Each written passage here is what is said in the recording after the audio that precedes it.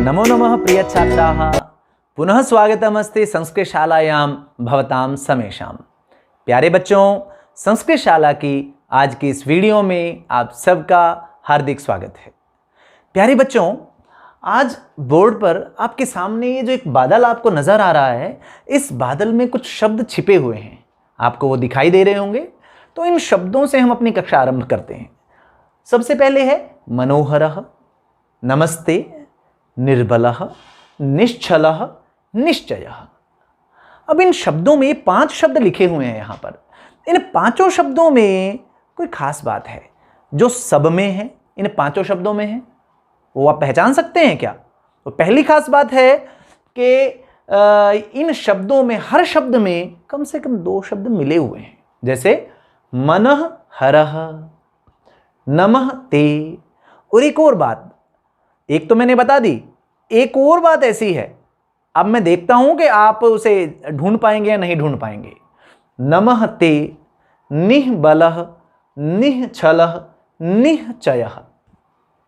तो दूसरी बात क्या है, पहुंच पाए आप? और दूसरी बात है कि हर जो पहला शब्द है उसके अंत में विसर्ग की साउंड आ रही है, विसर्ग की ध्वनि आ रही है जो ह की है। मनः हरः, नमः ते, निःबलः, निःछलः, निश्चयः। तो ये विसर्ग है और आज हम पढ़ने जा रहे हैं विसर्ग संधि को। और मैं आपको बता दूं, आप यदि इस वीडियो को पूरा देखेंगे तो इस वीडियो में हम आपको ऐसी ट्रिक बताने जा रहे हैं जिसे आपने अगर समझ लिया तो आप विसर्ग संधि को जिंदगी भर नहीं भूलेंगे। सिर्फ 4 लाइनों में, सिर्फ 4 वाक्यों में हम आपको विसर्ग संधि बता देंगे कि विसर्ग में क्या क्या बदलाव होता है और ऐसा बदलाव होगा जो आपके बहुत काम आएगा। तो इसके लिए इस वीडियो को पूरा देखें। और दूसरी बात, यदि आप हमारे चैनल पर नए हैं तो जल्दी से आप हमारे चैनल को सब्सक्राइब कर लें, जिससे हमारी सभी वीडियोस आप तक निरंतर पहुंचती रहें। साथ ही यदि आप व्याकरण के विषयों पर, अपनी कक्षा के पाठों पर आप वर्कशीट चाहते हैं या आप गूगल फॉर्म के माध्यम से अभ्यास करना चाहते हैं तो आपका स्वागत है हमारे ब्लॉग esanskritshalla.blogspot.com पर। आप वहां पर आएं, आपको भाषा क्रीड़ा भी मिलेगी, वर्कशीट भी मिलेगी, गूगल फॉर्म भी मिलेंगे, इस तरह की बहुत सारी सामग्री आपको वहां पर मिलेगी। तो चलिए आरंभ करते हैं हम अपने आज के विषय विसर्ग संधि को। प्यारे बच्चों, संधि पर इससे पहले हमारी 2 वीडियो आ चुकी हैं जिसमें हमने स्वर संधि को स्पष्ट किया था। बच्चों, संस्कृत वर्णमाला में विसर्ग का विशेष स्थान है। जैसे स्वर हैं, व्यंजन हैं, और तीसरा भाग है अयोगवाह, जिसमें अनुस्वार और विसर्ग आते हैं। और आप देखेंगे अपने पाठों को जब आप पढ़ेंगे, और पढ़ भी रहे हैं आप, तो वहां पर आप देखते हैं कि हर पाठ में विसर्ग संधि के बहुत सारे शब्द आपको मिलेंगे। और संधि ऐसी सामान्य सी बात है, संधि जो सामान्य बोलते हुए जब शब्दों को हम अपने आप जोड़ देते हैं तो वो संधि हो जाती है। तो स्वर संधि को हम पढ़ चुके हैं, आज हम विसर्ग संधि को देख रहे हैं।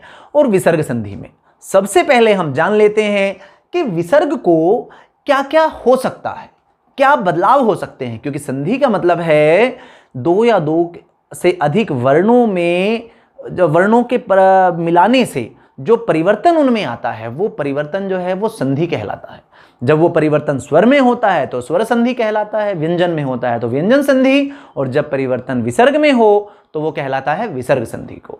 तो विसर्ग को 4 परिवर्तन मुख्य रूप से हम देखें तो हो सकते हैं। पहला है विसर्ग को स श श होना। ये देखिए विसर्ग की पहचान, ये 2 जो बिंदु हैं शब्द के अंत में, विसर्ग का प्रयोग हमेशा शब्द के अंत में होता है।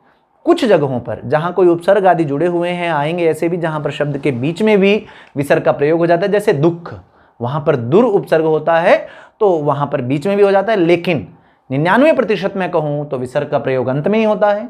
तो विसर्ग को स श श हो सकता है, विसर्ग को ओ हो सकता है। अब ओ के ब्रैकेट में यहां पर ऊ लिखा है, तो वास्तव में विसर्ग को पहले ऊ होता है, और जब भी ऊ होगा तो ओ जरूर होगा। और तीसरी बात है विसर्ग का लोप हो जाता है, मतलब विसर्ग होती तो है लेकिन वहां से उसे गायब कर दिया जाता है, वो दिखाई नहीं देती है। तो ये परिवर्तन है विसर्ग का लोप हो जाना। और एक जो परिवर्तन है अंतिम, वो है विसर्ग को र हो जाना। तो ये 4 परिवर्तन हैं और जैसा मैंने कहा था, ध्यान रखिए 4 पंक्तियों में, एक बार इसको अच्छे से विस्तार से समझ लेते हैं। अंत में आपको 4 पंक्तियों में मैं ये बात बता दूंगा कि विसर्ग के ये चारों नियम कहां कहां पर लगने हैं और उन्हीं से आपका बहुत सारा कार्य बन जाएगा। तो चलिए अब आरंभ करते हैं, इस नियम को देखते हैं। पहला नियम है विसर्ग को स श श। अब कब होगा ये, इसे जानने के लिए हमें इसे देखना होगा। यदि विसर्ग के सामने विसर्ग आएगी और विसर्ग के सामने, जमा से पहले तो विसर्ग रहेगी, विसर्ग के सामने यदि त या थ में से कोई अक्षर आ जाए, तो त या थ में से यदि कोई, इन दोनों में से कोई व्यंजन आ जाए, तो विसर्ग को हम कर देते हैं स। यदि विसर्ग के सामने च या छ आ जाए तो हम विसर्ग को कर देते हैं श, और यदि विसर्ग के सामने ट या ठ आ जाए तो विसर्ग बदल जाती है श में। अब उदाहरण के माध्यम से इसे और स्पष्ट कर लेते हैं। जैसे नमः जमा ते, बच्चों यहां पर देखिए जमा के निशान से पहले विसर्ग है और विसर्ग के सामने क्या है, त वर्ण आ गया है, और त वर्ण आते ही विसर्ग को हो जाएगा स, तो बन जाएगा नमस्ते। ऐसे ही देखिए एक और उदाहरण है, बालकः जमा थूत करोति। बालक थूत करोति अर्थात थूकता है, तो विसर्ग के सामने क्या आया है, थ। थू है यहां पर, लेकिन थ पहले है, थ में ऊ जुड़ा हुआ है, तो विसर्ग को हो गया है स, तो बन गया बालकस थूत करोति, ऐसा। अब निह जमा छलह, अब विसर्ग के सामने क्या आया है, देखिए ये विसर्ग है और विसर्ग के सामने है छ, और जब विसर्ग के सामने छ आ जाएगा तो विसर्ग को हम कर देंगे श, तो बन गया निश्चलः। ऐसे ही कह जमा चित, अब विसर्ग के सामने क्या आया है, च आया है, तो विसर्ग को हो जाएगा श, तो बन गया कश्चित। अब और देख लेते हैं, धनुः जमा टंकारः, अब विसर्ग के सामने क्या है, ट है, तो क्या हो जाएगा विसर्ग को, ट या ठ सामने आ जाए तो विसर्ग को श हो जाएगा, तो हमने श कर दिया, तो बन गया धनुष्टंकारः, ऐसे। अब निह जमा ठुरः, अब ये ठ का भी उदाहरण हमने दिया है आपको, तो विसर्ग के सामने ठ, तो विसर्ग को श, निष्ठुरः, ऐसे। अब हम देखते हैं, अब ये एक नियम है विसर्ग को स श श का। अब दूसरा नियम क्या कहता है हमारा, ये देखिए कि विसर्ग के सामने यदि स आ जाए तो विसर्ग को भी स हो जाएगा। ये देखिए आधा स और स करके लिखा हुआ है। विसर्ग के सामने यदि श आ जाए तो विसर्ग को उसी जैसा हो जाएगा, विसर्ग उसी जैसी हो जाएगी। स आ जाए सामने तो स जैसी, श आ जाए तो श जैसी, और ये श आ जाए तो श जैसी। ये थोड़ा सा बोलने में कई बार आपको जो है वो थोड़ा सा यहाँ पर समस्या रहती है। स, श और श, तो ये 3 सकार हैं, दंत्य, तालव्य और मूर्धन्य। ये 3 सकार हमारे सामने हैं यहाँ पर। अब इसे उदाहरण के माध्यम से देख लेते हैं। जैसे दुह जमा साहसः, और एक और मैं बात बताऊं, जब विसर्ग के सामने स, श या श आते हैं तो बदलाव विकल्प से होता है, ऑप्शन से होता है। आपकी इच्छा पर है कि आप करें या ना करें। आप इस स्थिति में क्या बनेगा, देखिए जैसे दुह जमा साहसः, आपने जोड़ा तो बन गया दुस्साहसः। आप चाहते हैं कि आपको नहीं लगाना है तो दुस्साहसः, तो स की जगह विसर्ग लगाकर भी आप जोड़ देते हैं। जैसा मैंने कहा था कि दुख में बनता है, दुस्साहस में बनता है, तो वहां पर दुह भी आप कर सकते हैं उसे। ऐसा ही दुह जमा शासनम, अब यहां पर देखिए विसर्ग के सामने श आ गया है तो हमने विसर्ग को श कर दिया है, तो बन गया दुशासनम। लेकिन यदि हम चाहें कि हमें विसर्ग ही रखनी है तो दुशासनम। तो ये विकल्प से 2 बनते हैं यहाँ पर, आप जिसका भी प्रयोग करना चाहें वो कर सकते हैं प्रयोग में। और तीसरा है जैसे उदाहरण देवः जमा षष्ठः, यहाँ विसर्ग के सामने ये श आ गया तो देवषष्ठः या फिर देवः षष्ठः, ये स्थिति बनती है। और एक तीसरा और मुख्य रूप से तो देखिए ये एक ही नियम है कि विसर्ग के सामने त, थ, च, छ या ट, ठ आ जाएं या स, श, श आ जाएं तो उस क्रम में विसर्ग को स, श या श हो जाता है।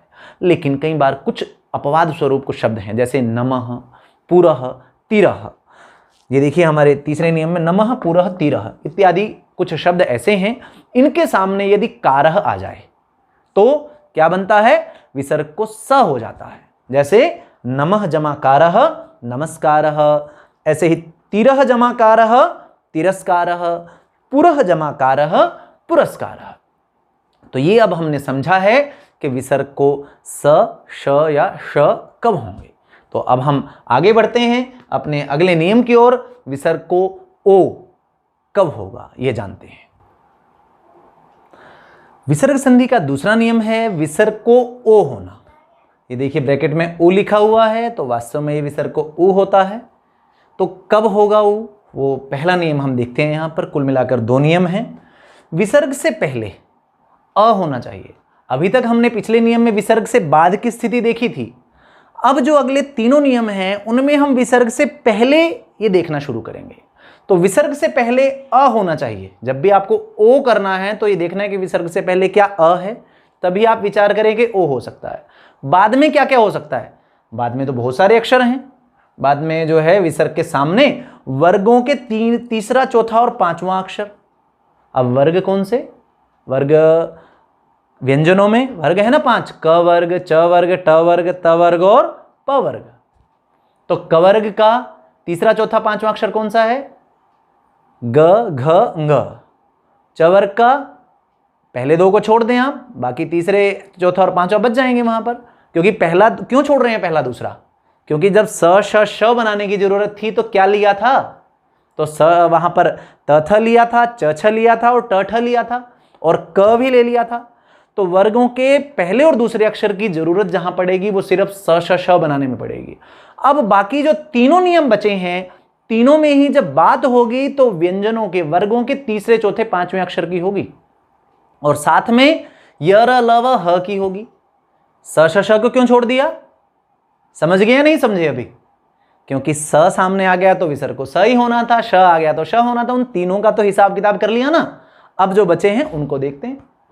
तो अब वर्गों के या तो तीसरा, चौथा, 5वां अक्षर ये सामने हो, अथवा या फिर य र ल व ह, ये 5 ही तो बचे हैं, ये सामने हो। और ये जो अब जोड़ी है ना तीसरे, चौथे, 5वें की और य र ल व ह की, ये देखेंगे आप आगे अगले नियमों में भी चलने वाली है। तो आप इसको थोड़ा सा आप इसके अभ्यस्त हो जाइए। तो विसर्ग को ओ तभी होगा जब विसर्ग से पहले अ होगा या बाद में बहुत सारे अक्षर हैं। वर्गों के तीसरा, चौथा, 5वां तो 15 तो वही हो गए, 4 ये हो, 5 ये हो गए हैं, 20 है ना। तो अगर ये अक्षर होंगे तब हम करेंगे क्या, विसर्ग को ओ। और वो प्रोसेस क्या है, परिस्थिति क्या है, देखते हैं उदाहरण के माध्यम से। जैसे मनः जमा हरः। अब विसर्ग से पहले चेक कर लेते हैं कि जो आपको मैंने नियम बताया वो है या नहीं। यहां विसर्ग है, विसर्ग से पहले क्या अ है, विसर्ग से पहले तो न नजर आ रहा है, तो न क्या यूं ही बन गया, न में क्या है, न में अ मिला हुआ है, इसलिए तो वो पूरा है। तो विसर्ग से पहले वास्तव में अ है। तो सामने क्या है, सामने ह है, तो ह इनमें से है ना, य र ल व ह में से ह आ गया। तो मतलब हमारा नियम की जो परिस्थिति है वो तो पूरी हो रही है। तो अब हमने बदलाव क्या किया, हमने किया विसर्ग की जगह पर हमने ऊ कर दिया। तो क्या स्थिति बनी, मन ऊ हर। अब आपको ध्यान आएगा अपनी विसर्ग संधि का, अपनी स्वर संधि का। और स्वर संधि में, गुण संधि में आपने देखा है जब अ के सामने ऊ आ जाए तो दोनों को मिलाकर ओ हो जाता है। तो बस यहां पर डबल संधि होनी है, थोड़ा सा स्वर संधि भी यहां पर होगी, गुण संधि। तो अ और ऊ को ओ हो गया तो बन गया मनो, और हरह पीछे था तो यूं का यूं जोड़ दिया है। संधि में हमेशा ध्यान रखिए कि संधि जो होती है वो जमा से बिल्कुल पहले वाले या जमा के बिल्कुल बाद वाले अक्षरों के बीच में होती है। उनसे जो पीछे या उनके बाद में जो अक्षर हैं उनका संधि में बदलाव जो होता है उससे कोई लेन देन नहीं होता है, वो यूं के यूं जुड़ जाते हैं आकर। तो मनोहर ऐसे बन गया। एक और उदाहरण देख लेते हैं, अधः लिखितः। यहां भी विसर्ग है, विसर्ग से पहले ध में अ है और सामने ली में ल है पहले सामने। तो हमारा नियम तो पूरा बन रहा है। तो हमने अधः में विसर्ग को ऊ किया और मिलाकर ओ बन गया, तो अधो लिखितः, ये पूरा हो गया हमारा। ऐसे ही बालः जायते। अब विसर्ग से पहले ल में अ है और सामने क्या है, ज। अब ज क्या है, तीसरा अक्षर है किसका, च वर्ग का। तो च छ ज, तो ये तीसरे अक्षर का भी उदाहरण आ गया यहां पर।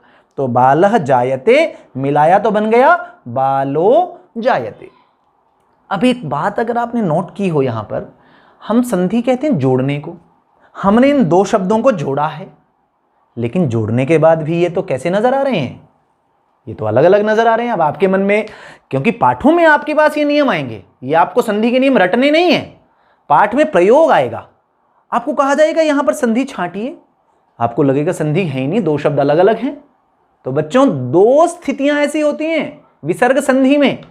एक तो यही है जब संधि होती है वहां पर आपको लगता है कि शब्द अलग अलग हैं। तो जब विसर्ग को ओ होता है और वो ऐसे अलग अलग होते हैं, अधोलिखित में एक इकट्ठा शब्द है, मनोहर इकट्ठा शब्द है, लेकिन बालो जायते यहां पर विसर्ग को ओ हो गया है ज होने के कारण।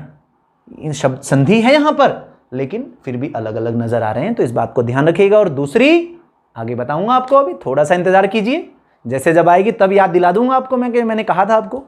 अब तो पहला नियम समझ आ गया होगा आपको कि विसर्ग को ओ बनाना है तो विसर्ग से पहले अ होना जरूरी है। दूसरा नियम क्या कहता है?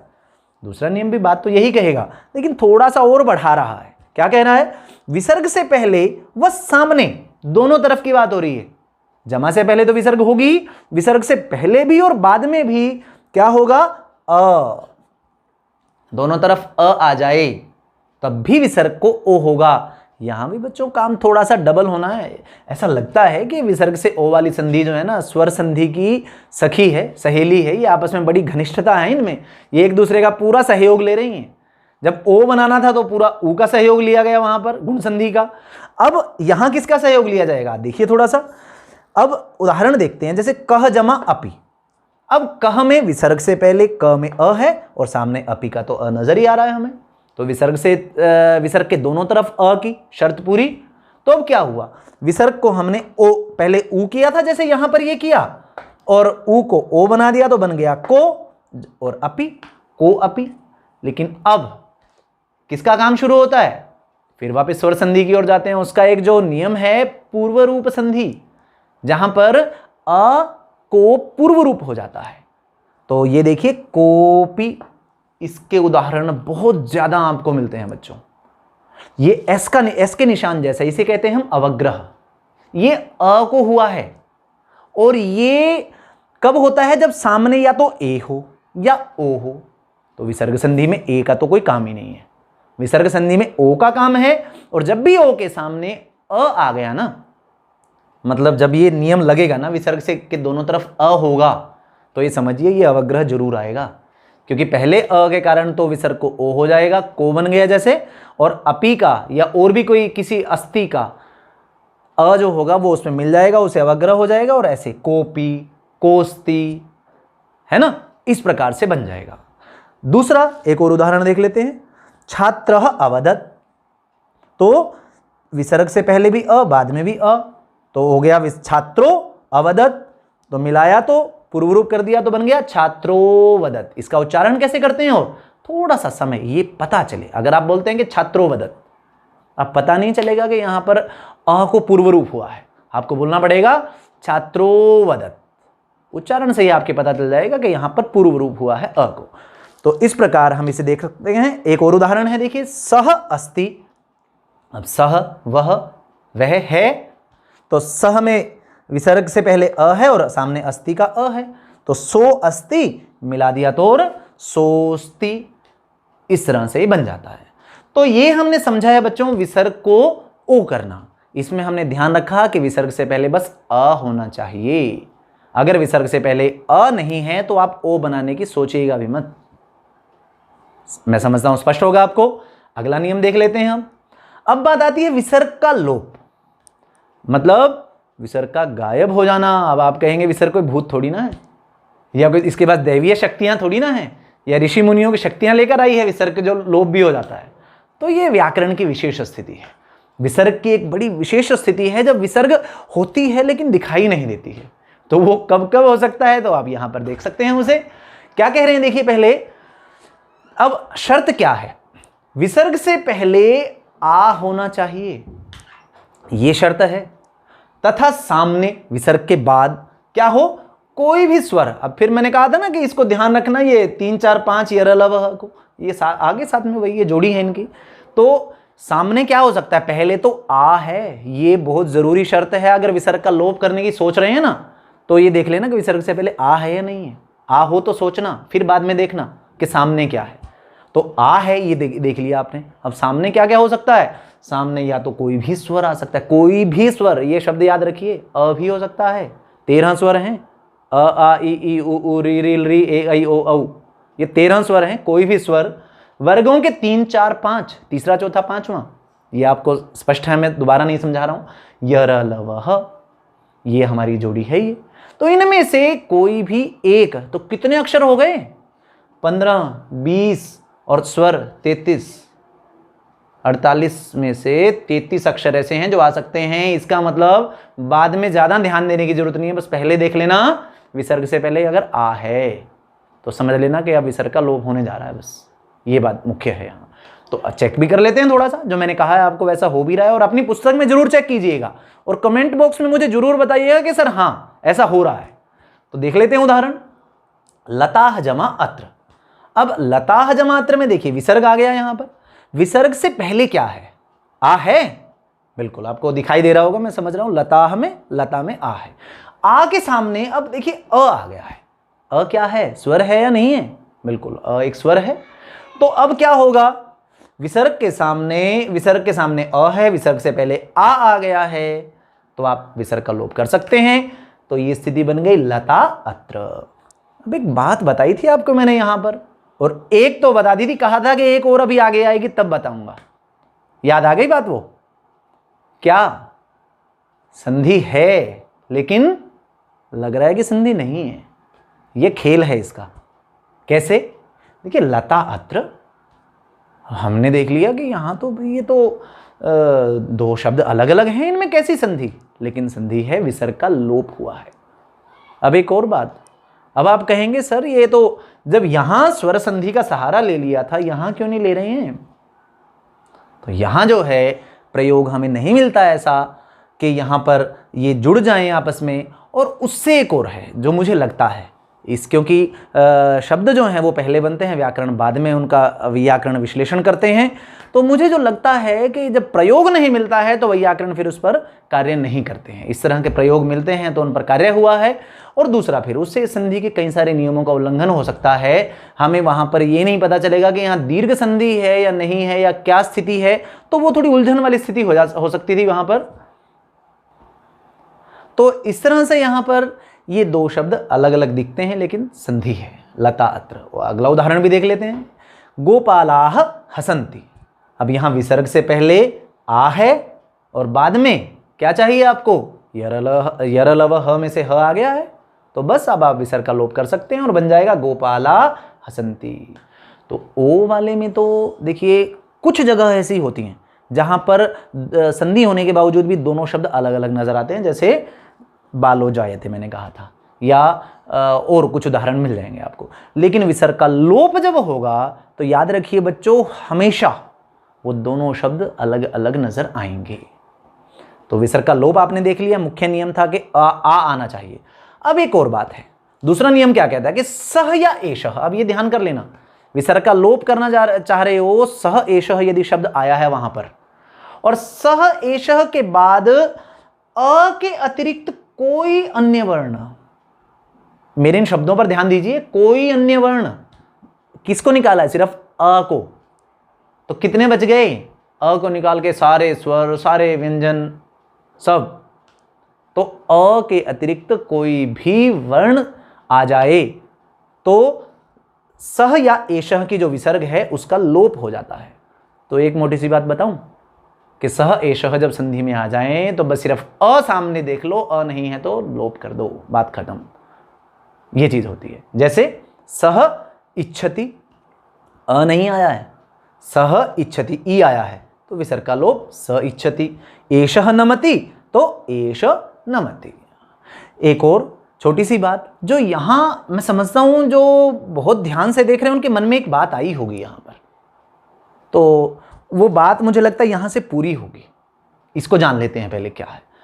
विसर्ग से पहले अ, जो ओ बनाते हुए भी था, याद रखिए बात ये, विसर्ग से पहले अ तथा बाद में अ के अतिरिक्त कोई स्वर यदि आए, वापिस ले जाना चाहूंगा आपको। विसर्ग से पहले अ तथा बाद में वर्गों के 3 4 5 कहे थे, स्वर नहीं कहे थे, स्वर की कोई बात नहीं हुई थी। यहां विसर्ग से पहले बस सामने दोनों तरफ सिर्फ अ की बात हुई थी, सारे स्वर बाकी हैं।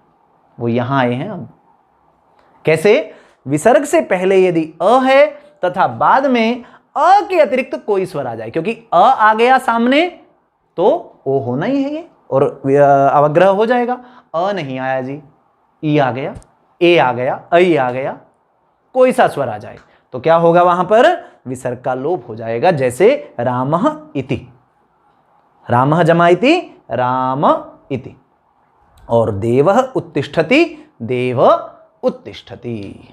तो इस प्रकार हमने जाना है कि विसर्ग को ओ कब होगा और विसर्ग का लोप कब होगा। और अब जान लेते हैं अंतिम नियम को। और याद रखिए, आपको मैंने बताना है 4 पंक्तियों में केवल, थोड़ा सा बस समय बाकी है, ये पूरी करते ही आपको मैं बता रहा हूं कि 4 पंक्तियों में पूरी विसर्ग संधि कैसे समेटी जा सकती है, कैसे आप जान सकते हैं उसे। देखते हैं, चलिए। आइए तो अब जान लेते हैं कि विसर्ग को र कब होगा। 3 नियम हमने देख लिए, विसर्ग को स श श, ओ और विसर्ग का लोप। चौथा नियम जान लेते हैं यहां पर, यदि विसर्ग से पहले अ आ के अतिरिक्त कोई भी स्वर, अभी तक क्या देखा है आपने विसर्ग से के बाद में देख लिया कि स श श देख करना है तो विसर्ग के बाद में देखना है। विसर्ग से पहले आपने अ देख लिया, अ है तो ओ हो जाएगा। आप विसर्ग से पहले आ भी देख चुके हैं, क्योंकि आ गया तो विसर्ग का लोप हो जाएगा। तो देखिए बच्चों, यहां इन दोनों को छोड़ दिया, कह रहे हैं कि ना तो अ हो ना आ हो, तो 13 में से दो निकल गए, कितने बच गए? 11 स्वर। तो अ आ के अतिरिक्त कोई भी स्वर कहां होगा? विसर्ग से पहले, ये ध्यान रखना है। विसर्ग संधि में विसर्ग से पहले और बाद में दोनों तरफ आपको देखना होता है। तो विसर्ग से पहले यदि अ आ के अतिरिक्त कोई भी स्वर है तो आप सोचें कि विसर्ग को बना आप सकते हैं। थोड़ा सा बाद में क्या है, ये थोड़ी सी नजर डाल लेते हैं बाद में क्या है, क्योंकि बहुत सारे अक्षर हैं बाद में। तो कोई भी स्वर हो, 13 के 13 स्वर आ गए, वर्गों का तीसरा चौथा पांचवा अक्षर आ गया है ना। और यर लव ह, मतलब वही लगभग 13 और 15 18 और 13 28 5 33 अक्षर आ चुके हैं कि तो बाद में तो बहुत सारे अक्षर हैं। पहले देख लें कि अ या आ तो नहीं है, तब सोचें कि हम विसर्ग को र कर सकते हैं। अब उदाहरण से और स्पष्ट हो जाएगा हमें। अब मुनि जमा गतः, मुनि जमा गतः, तो विसर्ग को हो गया र। अब जब विसर्ग को र हो गया तो सामने तो ग है। अब र को अगर पूरा करना था हमें तो सामने कोई स्वर चाहिए था हमें, लेकिन सामने कोई स्वर नहीं था, तो र ऊपर चढ़ गया है इसके सिर के और बन गया है मुनिर्गतः। ऐसे ही वधूः जमा एषा। अब विसर्ग से पहले क्या है? अ या आ तो नहीं है, शर्त तो यही है बस, अ आ नहीं है तो जो भी हो। वधूः में ऊ है, सामने कोई भी स्वर, वर्गों का तीसरा चौथा पांचवा यर लव, बहुत सारे हैं, उनमें से एक स्वर आ गया है। अब स्वर आने का फायदा क्या होगा? स्वर आने का फायदा ये होगा कि वधूः में जो विसर्ग को र हुआ है, इस र को सहारा मिल जाएगा थोड़ा सा, और जब सहारा मिल जाता है ना, थोड़ा सा पुशअप मिल जाता है तो इंसान बहुत आगे तक चला जाता है। तो ये र भी थोड़ा सा आगे तो गया ही है। कैसे? अब इसे ऊपर नहीं यहाँ पे जाना पड़ा है, ये नीचे ही रह गया। कैसे? र के सामने ए आ गया तो र में ए मिलकर बन गया रे, और शा तो पीछे है यूं का यूं, तो वधूः जमा एषा मिलकर बन गया वधूरेषा। और उदाहरण देखते हैं, दुह जमा बलः, तो विसर्ग से पहले ऊ है, सामने ब है, तो हमारी शर्त पूरी हो रही है। तो विसर्ग को र किया तो र को ऊपर जाना पड़ेगा, कोई स्वर नहीं है सामने, तो दुर्बलः। और भानुः जमा अयम, यहां पर विसर्ग से पहले ऊ है, बाद में स्वर है अ, तो यहां पर विसर्ग को र हो जाएगा और सहारा मिल ही जाना है स्वर का, तो र पूरा हो गया है भानुरयम। तो इस तरह से आप देखते हैं जब विसर्ग को र हो जाता है तो 2 स्थितियां बनती हैं, या तो र वो ऊपर चला जाता है, या र के सामने अगर कोई स्वर है तो वो उसमें मिलकर पूरा हो जाता है। तो ये 2 तरह की स्थितियां बनती हैं जब विसर्ग को र होता है। तो इस तरह हमने विसर्ग की चारों स्थितियां देख ली हैं कि कब क्या क्या होता है। तो अब जिसकी बात मैंने आपको वीडियो के शुरू में की थी, आइए इस वीडियो का संक्षेप देख लेते हैं। उसे आप एक ट्रिक भी कह सकते हैं, वैसे संक्षेप है, इसे संक्षेप में हम देखते हैं और क्या है वह इसकी ट्रिक। अब 4 पंक्तियों में बात करनी है हमने, कब विसर्ग को स श श होगा, ओ होगा, लोप होगा और र।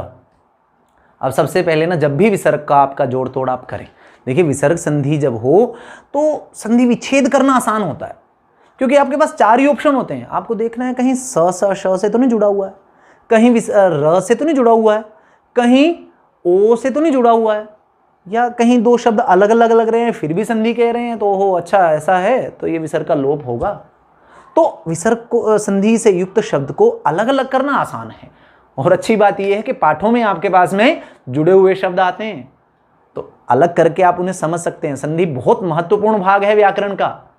तो लेकिन जब अलग अलग हैं तब विसर्ग को क्या होगा, तब हमें बहुत ज़्यादा ध्यान देने की ज़रूरत होती है। तो तब अगर हम सबसे पहले हम देखेंगे विसर्ग जमा के बाद में क्या है। अगर जमा के बाद में त थ च छ ट ठ या स श श में से आप कहेंगे सर 9 अक्षर गिना दिए, इतनों को कैसे याद रखें? सीधा सा फॉर्मूला, वर्गों के पहले 2 वर्ण देख लो। 5 वर्ग हैं, 5 में से 3 के तो लिख ही दिए, बाकी 2 वर्गों के जो वर्ण हैं उनका कहीं नियम के दृष्टि से बहुत ज़्यादा नहीं आया है। पुरस्कार में क का आया था, ऐसा ही एक आध जगह पर अपवाद स्वरूप आता है, नियम में नहीं है। बाकी 2 वर्गों के प्रथम द्वितीय अक्षर, तो मोटी मोटी बात, वर्गों के पहले 2 वर्ण अगर जमा के बाद आ गए तो समझ लीजिए विसर्ग को स श श में से एक होगा। और कब स होगा? त थ है तो स कर दो, च छ है तो श कर दो, ट ठ है तो श कर दो, या फिर स श श में से खुद कोई से आ जाए तो भी। तो मतलब विसर्ग के बाद देखना है शुरुआत में, त थ च छ ट ठ स श श में से है तो विसर्ग को स श श में से एक हो गया। नंबर 2, अब विसर्ग के बाद में देखना है, पहले विसर्ग से पहले क्या है वो देख लेना है। तो यदि विसर्ग से पहले अ मिल गया है, 90% स्थितियों में, ज़्यादा बाद में देखने की आपको आवश्यकता नहीं है, आपको समझ नहीं आ रहा है। अगर विसर्ग से पहले अ है तो आप विसर्ग को कर देंगे ओ। अब हम विसर्ग से पहले देख रहे हैं, विसर्ग से पहले यदि अ तो फिर विसर्ग को ओ हो जाएगा। अब विसर्ग से पहले यदि आ गया है तो विसर्ग का लोप हो जाएगा। बाद में ज़्यादा देखने की आवश्यकता नहीं है, विसर्ग का लोप हो जाना है। और चौथे नंबर की है, यदि विसर्ग से पहले अ या आ आप आ जाएं, अ या आ के अतिरिक्त कोई भी अन्य स्वर आ जाए, क्योंकि अ आ गया तो ओ हो गया, आ गया तो विसर्ग का लोप हो गया। दोनों को छोड़ के कोई भी स्वर यदि आ जाए विसर्ग से पहले तो विसर्ग को आप र कर देंगे। तो 4 शब्दों की बात कहूं तो विसर्ग के बाद देख लीजिए, यदि वर्गों का पहला द्वितीय अक्षर है तो स श श। विसर्ग से पहले देखेंगे बाकी तीनों नियमों में, विसर्ग से पहले अ है तो विसर्ग को ओ, विसर्ग से पहले आ है तो विसर्ग का लोप, और विसर्ग से पहले अ या आ को छोड़कर कोई भी स्वर आ जाए तो विसर्ग को र। इन 4 वाक्यों के माध्यम से पूरी विसर्ग संधि को आप याद रख सकते हैं। और यदि पूरी संधि को आप अच्छे से समझें, फिर भी कहीं थोड़ा सा जल्दबाजी में आप हों, तो बस इस ट्रिक को याद रख लीजिए, विसर्ग संधि का उदाहरण आपका कभी भी आपका गलत नहीं होगा। चाहे आपको विसर्ग संधि जोड़नी है या विसर्ग संधि में आपको वहाँ विच्छेद करना है, हमेशा आप सही कर पाएंगे। मैं समझता हूँ कि आपको विसर्ग संधि में आज पूरा मज़ा आया होगा, आपने आनंद लिया होगा इस संधि को समझने का, व्याकरण को समझने का। आप कमेंट बॉक्स में ज़रूर हमें बताइए कि आपको कैसा लगा है। और पहला तो आपने वीडियो को पूरा देखा है, तो मैं समझता हूँ आप एक बहुत अच्छे, एक होनहार विद्यार्थी हैं। आप ऐसे ही लगातार आप अध्ययन करते रहिए, अच्छे से सीखते रहिए, आपका भविष्य बहुत उज्जवल होने वाला है। तो आप ऐसी ही अन्य वीडियोज़ को प्राप्त करने के लिए हमारे चैनल को सब्सक्राइब कर सकते हैं, लाइक कर सकते हैं, इस वीडियो को ज़्यादा से ज़्यादा शेयर करें। और मैं समझता हूं कि संस्कृत पढ़ने वाले हर छात्र को, संधि समझने वाले, विसर्ग संधि को समझने वाले हर छात्र को ये वीडियो देखनी चाहिए, उस तक ये वीडियो पहुंचनी चाहिए। तो आप इसमें सहयोग करें और स्वस्थ रहें, आनंदित रहें। मिलते हैं अगली वीडियो के साथ। धन्यवाद।